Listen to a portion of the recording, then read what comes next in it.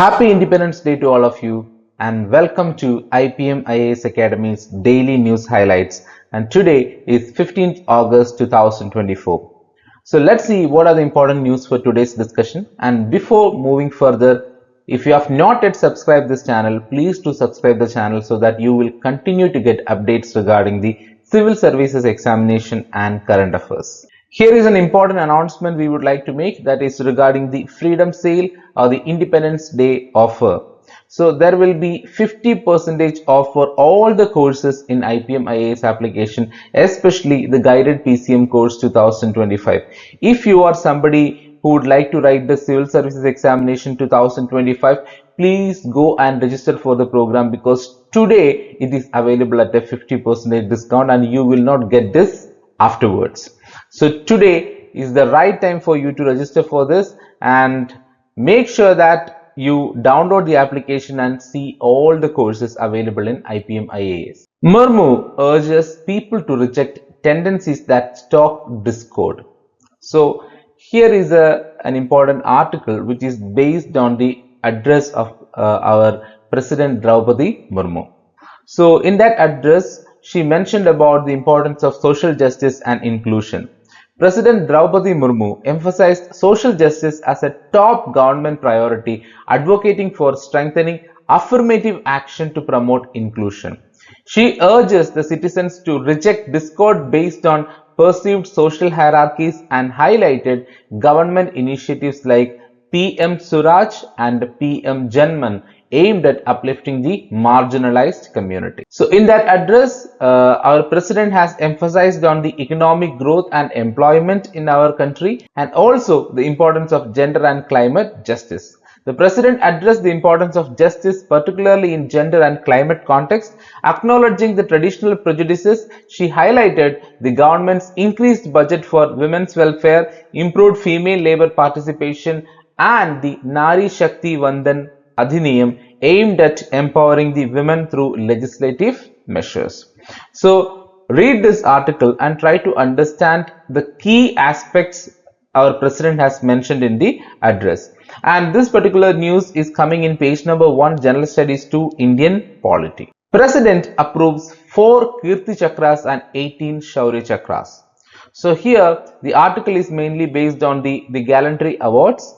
So on the eve of Independence Day, President Draupadi Murmu approved 103 gallantry awards, including 4 Kirti Chakras and 18 Shaurya Chakras, recognizing the bravery of armed forces and Central Armed Police Forces personnel. Notable recipients include Major Malla Rama Gopal Naidu and posthumous awards to Colonel Manpreet Singh, Rifleman Ravi Kumar, and DSP Humayun Muzammil Bhatt. The article also covers the important recipients of the Kirti Chakra and also Shaurya Chakra and other awards. So based on this particular article, you need to understand the details about all these awards. What are these gallantry awards and what are the different types of awards which are available in our country. Okay, all those points you need to go and understand. So this particular article is coming in page number 4, General Studies 2 and Indian Polity. UGC launches new system for online open admissions. So this article is mainly about the new enrollment procedure initiated by University Grants Commission. The University Grants Commission has introduced a standardized enrollment process for students seeking admission to open and distance learning (ODL) and online programs starting from 2024-25 academic year. This new system requires students to register on the UGC's Distance Education Bureau, that is DEB website. Okay, so this particular article is mainly talking about the UGC's new initiative in the enrollment procedure. So based on this, you need to understand about the functions of UGC, the details regarding the University Grants Commission, etc., and the new initiative they are actually coming up with. So this particular article is coming in page number 6, General Studies 2, and it is a part of education. 3 more Ramsar wetland sites now in India, taking total to 85. So this article is mainly about the Ramsar sites in our country. Expansion of Ramsar sites in India, that is the main context here, India has added 3 new Ramsar wetland sites, bringing the total to 85. The new sites include Nancharayan and Kazhuveli bird sanctuaries in Tamil Nadu and the Tawa Reservoir in Madhya Pradesh, covering a combined area of 13,58,068 hectares. So what is this Ramsar Convention? So Ramsar Convention, as we all know, it is a convention that for the protection of the wetlands in the world. So Ramsar Convention and India's commitment. India, a signatory to the Ramsar Convention since 1982, has significantly increased its Ramsar sites from 26 in 2013 to 85 in 2024. This demonstrates the country's commitment to wetland conservation across its 18 states, making up around 10% of its total wetland area. So what is the significance of Ramsar designation? So being designated as a Ramsar site enhances the wetland conservation status, requiring protection from encroachment. It also boosts the site's tourism potential and international recognition, although it does not guarantee additional international funding. So based on this article, try to understand about what is Ramsar Convention, what is the significance of Ramsar Convention and when it came into being, and what are the important Ramsar sites in the world and also in India. So this particular article is coming in page number 6, General Studies 3 and Environment. Oven Nobar, extremophile bacteria have learned to survive microwaves also. The whole article mainly discusses about the extremophile bacteria and its adaptation and various scientific initiatives associated with this. Extremophiles are microorganisms that thrive in extreme environments including volcanic vents, permafrost and deep sea hydrothermal vents.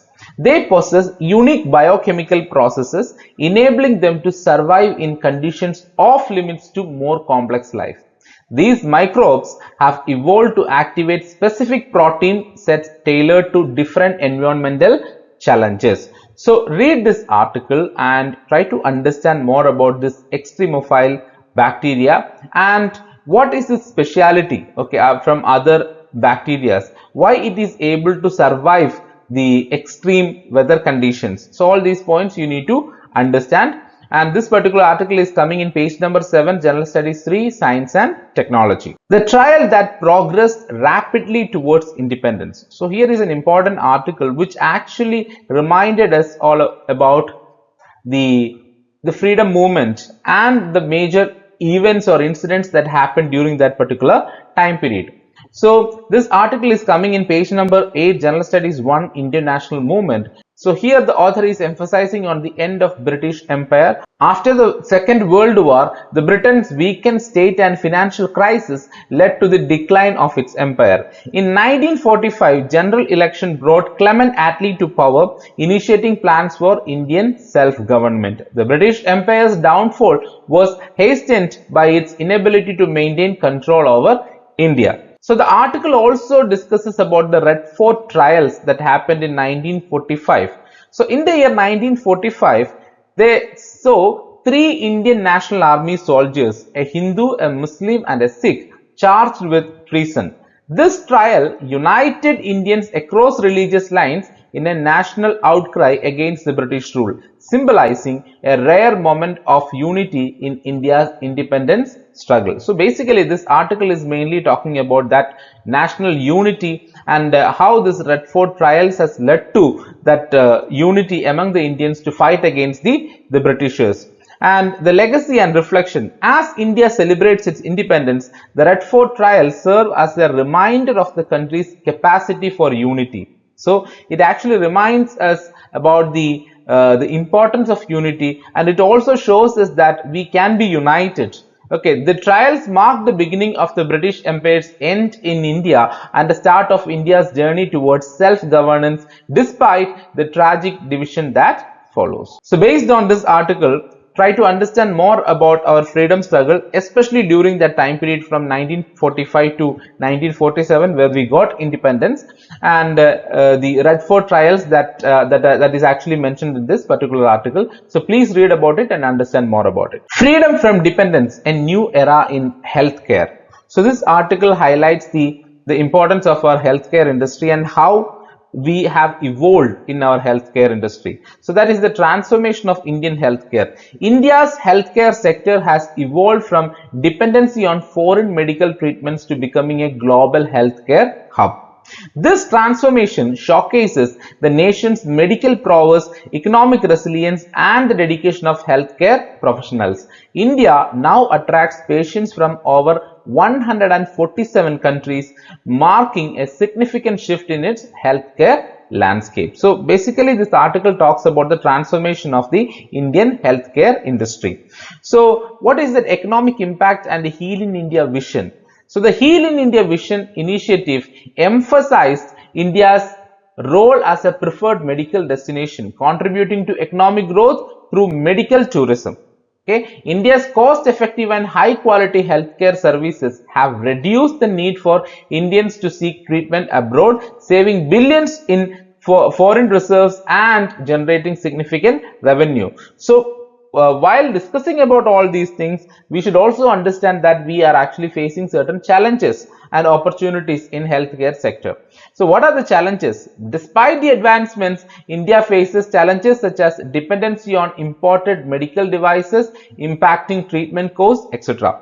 So how we can actually make this as an inspiration for the future generation? As India celebrates its healthcare achievements, there is a call to inspire young Indians to pursue careers in healthcare. The sector offers opportunities to blend science, technology, and compassion, contributing to nation building and global impact. So these are the major points which are actually highlighted in this particular article. So please try to read about this article and try to understand the transformation that we had in our Indian healthcare industry and more details about our healthcare sector. So this particular article is coming in page number 8, General Studies 2, Healthcare. Al-Shabaab growing from Somalia's ruins.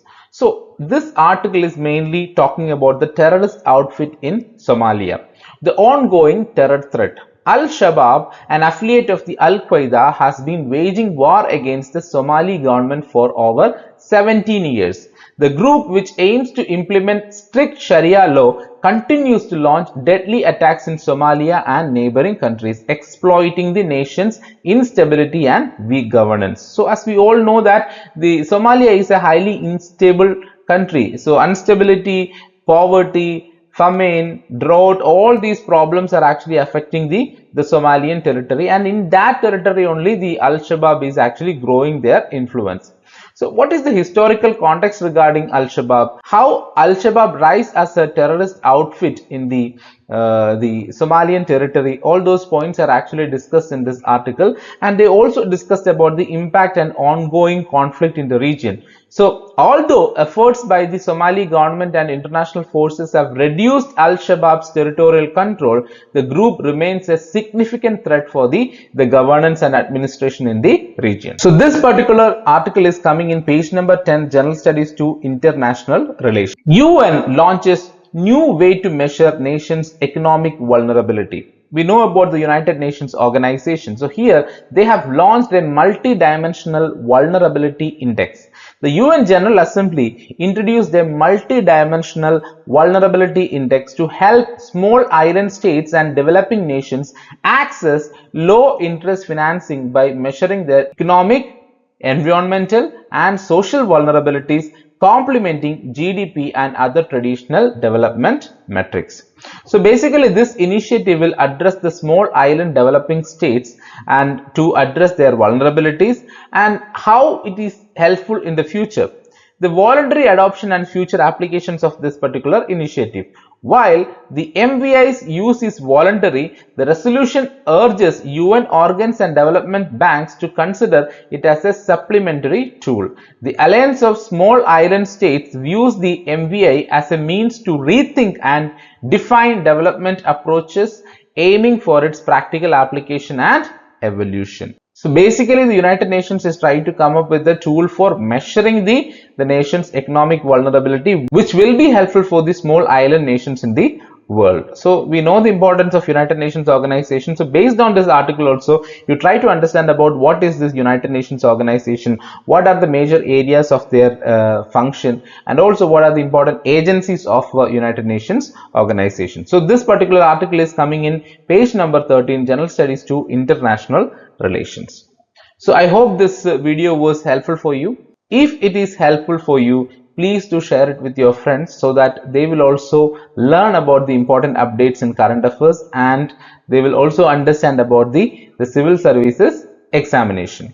So again, a reminder regarding the freedom sale, the Independence Day offer. So 50% offer is available in the platform IPM IAS application. So please download the application and enroll for any of the courses. So you have a wonderful course out there, that is the guided PCM course 2025. If you are somebody would like to civil services examination 2025, so please don't wait, go and register for the program.